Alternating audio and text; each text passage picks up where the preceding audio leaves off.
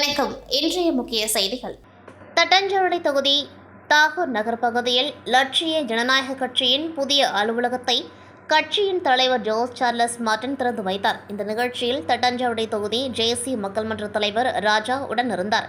இதனைத் தொடர்ந்து பாஜக உழவர்கரை மாவட்ட செயற்குழு உறுப்பினரும் தட்டாஞ்சாவடி தொகுதியை சேர்ந்தவருமான லதா, பாமக தட்டாஞ்சாவடி தொகுதியின் மன்ற தலைவர் கதிரேசன், மேலும் பாஜக மாவட்ட செயலாளரும் தட்டாஞ்சாவடி தொகுதியை சேர்ந்தவருமான முருகன் ஆகியோர் லட்சிய ஜனநாயக கட்சியில் தங்களை இணைத்துக் கொண்டார்கள். இந்த நிகழ்வில் கட்சி நிர்வாகிகள், தொண்டர்கள் மற்றும் பொதுமக்கள் திரளாக கலந்து கொண்டு புதிய உறுப்பினர்களுக்கு வாழ்த்து தெரிவித்தனர்.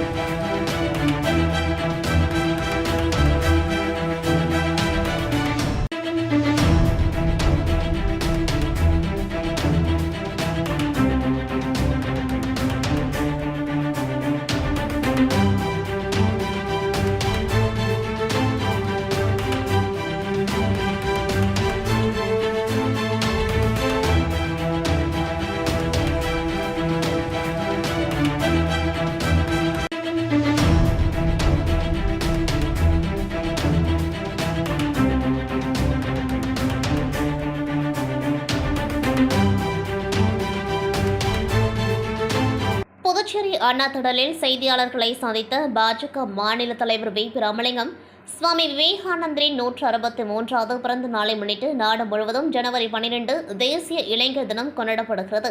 அதனை முன்னிட்டு புதுச்சேரி பாரதிய ஜனதா கட்சியின் மாநில இளைஞரணி சார்பில் இளைஞர்களை ஊக்குவிக்கும் வகையில் மாபெரும் கிரிக்கெட் போட்டி சிறப்பாக நடைபெற்று வருகிறது.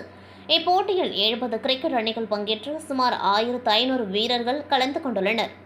இந்த போட்டியின் முக்கிய நோக்கம் இளைஞர்கள் மத்தியில் சுவாமி விவேகானந்தரின் வாழ்க்கை வரலாறும் சிந்தனைகளும் பின்பற்றப்பட வேண்டும் என்பதையும், தேசிய உணர்வு, தேசபக்தி, சுய ஒழுக்கம், சமூக முன்னேற்றத்தில் இளைஞரின் பங்கு ஆகியவற்றை வலியுறுத்தி விழிப்புணர்வு ஏற்படுத்துவதாகும்.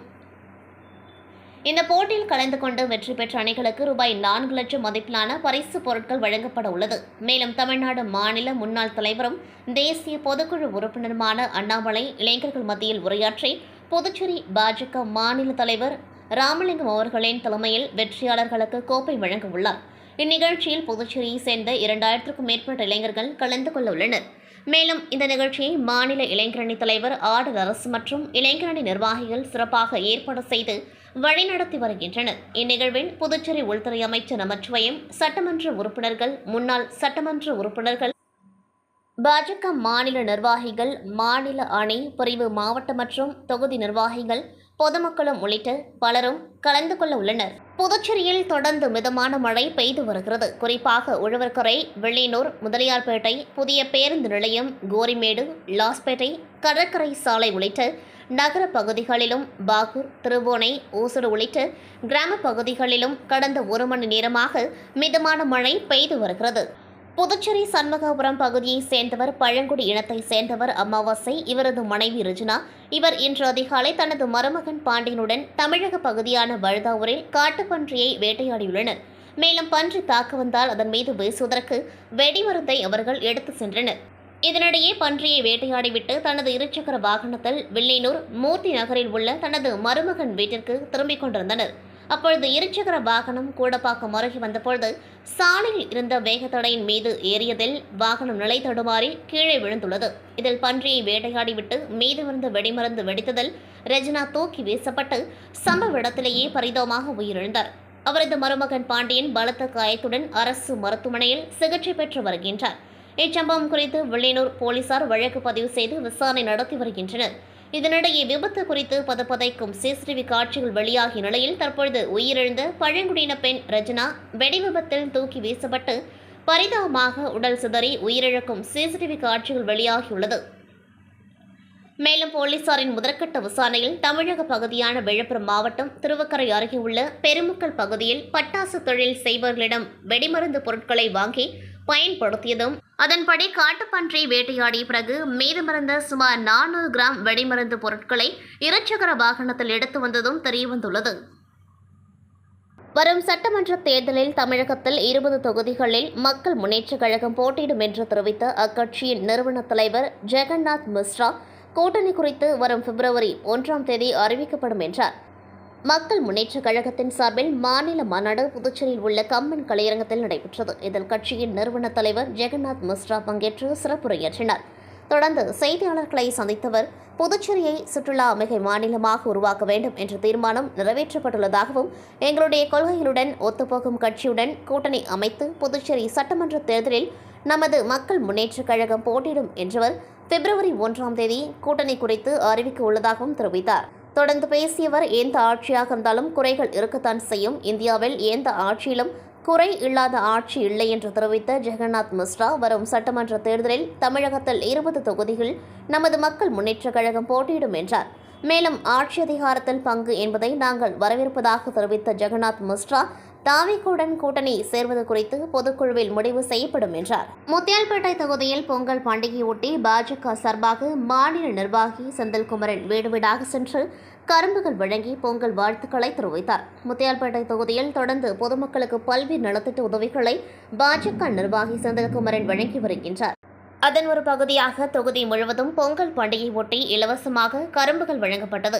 அதன் தொடக்கமாக தொகுதிக்குட்பட்ட சுப்பிரமணியர் ஆலயத்தில் சிறப்பு பூஜை நடைபெற்றது. இதில் சிறப்பு விருந்தினராக மாநில தலைவர் ராமலிங்கம், உள்துறை அமைச்சர் நமச்சிவாயம் ஆகியோர் கலந்து கொண்டு துவக்கி வைத்தனர். மேலும் தொகுதி முழுவதும் பாஜக நிர்வாகிகள் மற்றும் செந்தில்குமரன் ஆதரவாளர்கள் வழங்க உள்ளது குறிப்பிடத்தக்கது. புதுவை தேவர் பேரவை சார்பில் 43ஆம் ஆண்டு முப்பெரும் விழா. புதுவை தேவர் பேரவையின் 43ஆம் ஆண்டு விழா, பசும்பொன் முத்துராமலிங்க தேவர் அவர்களின் 118வது ஜெயந்தி விழா மற்றும் கல்வி விருது வழங்கும் விழா ராம் இன்டர்நேஷனல் ஹோட்டலில் சிறப்பாக நடைபெற்றது. புதுவை தேவர் பேரவைத் தலைவர் தனபாலன் அவர்கள் தலைமையில் நடைபெற்ற இவ்விழாவிற்கு கௌரவ தலைவர் ரத்தனசாமி முருகேசன் முன்னிலை வகித்தார். முகவேந்திரர் முன்னேற்றக் கழக தலைவர் ஸ்ரீதர் வாண்டையார் பசும்பொன் முத்துராமலிங்க தேவர் அவர்களின் திருவுருவப்படத்தை திறந்து வைத்தும் கல்வி விருது வழங்கியும் வாழ்த்துரை வழங்கினார். தமிழ்ஞான கலைமணி நாடக கலைஞர் வீரமங்கலம் கவிராஜ் அவர்கள் புதுவை தேவர் பேரவையின் நிறுவன தலைவர் மூக்கையா தேவர் திருவுருவப்படத்தை திறந்து வைத்து போட்டிகளில் வெற்றி பெற்றவர்களுக்கு பரிசுகள் வழங்கி சிறப்புரையாற்றினர். 10 மற்றும் 12ஆம் வகுப்பு பொதுத் தேர்வில் அதிக மதிப்பெண் பெற்ற மாணவ மாணவியர்களுக்கு விருதுகள் மற்றும் பல்வேறு கலை மற்றும் விளையாட்டுப் போட்டிகளில் வெற்றி பெற்றவர்களுக்கு பரிசுகளும் வழங்கப்பட்டன. விழாவிற்கான ஏற்பாடுகளை லக்ஷ்மண தேவர், கருப்பையா, முருகேசன், ராஜசேகர், பரத், கல்யாணசுந்தரம், பாஸ்கர் உள்ளிட்ட நிர்வாகிகள் செய்திருந்தனர். புதுச்சேரி மதக்கடிப்பட்டு ஸ்ரீ மணக்குள விநாயகர் கலை மற்றும் அறிவியல் கல்லூரியில் தமிழ்துறை அனைத்து துறைகளுடன் இணைந்து நடத்திய இழாகரம் தமிழர் பெருவிழா என்ற தலைப்பில் அமைந்த நிகழ்ச்சி வெகு சிறப்பாக நடைபெற்றது. தை மாதம் உழவர் திருநாளை முன்னிட்டு தமிழரின் கலை இலக்கிய பண்பாடுகளை போற்றும் வகையில் மாணவர்கள் தங்கள் கலைத்திறன் மற்றும் படைப்பாற்றலை வெளிப்படுத்தும் விதமாக 9 அரங்களை அமைத்திருந்தனர். இந்நிகழ்வில் சிறப்பு விருந்தினராக நடிகர் பாண்டி ரவி அவர்களும், புதுவை பல்கலைக்கழகம் நிகழ்த்துக்கலை துறை தலைவர் முனைவர் சுப்பையா அவர்களும் கலந்து கொண்டு அரங்கங்களை பார்வையிட்டு மதிப்பீடு செய்து மாணவர்களை வாழ்த்தி சிறப்புரையாற்றினர். ஸ்ரீ மணக்குள விநாயகர் கல்வி அறக்கட்டளையின் தலைவர் தனசேகரன் நிகழ்ச்சியை துவக்கி வைத்து அரங்குகளை பார்வையிட்டு தலைமையுரையாற்றினர்.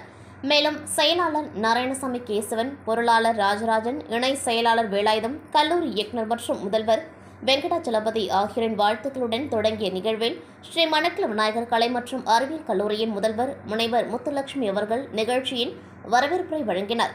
12 துறைகளைச் சேர்ந்த மாணவர்கள் கலை நிகழ்ச்சிகளோடு 9 தலைப்புகளில் சிறந்த 9 அரங்குகளை உருவாக்கியிருந்தனர்.